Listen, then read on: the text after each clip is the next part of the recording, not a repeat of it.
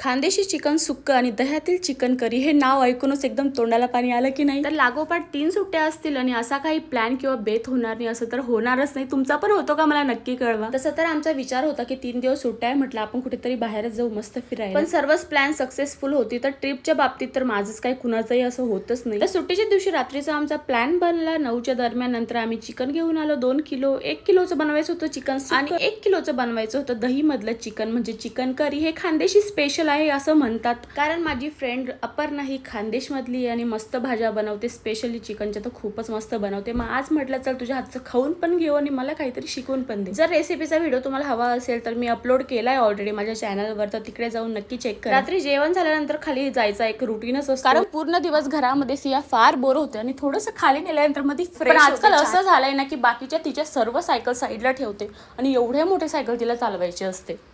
विश्वास होत नाही, पण खरंच लहान मुलं एवढे पटापट मोठी होतात ना, म्हणजे आपल्याला समजत. तसं तर नॉर्मली घरी चहा पितो, पण आज सुट्टी होती म्हटलं चला थोडासा बाहेर पिऊ. पण सिया मात्र काहीच करू देत नाही. Mamma mamma mamma mamma mamma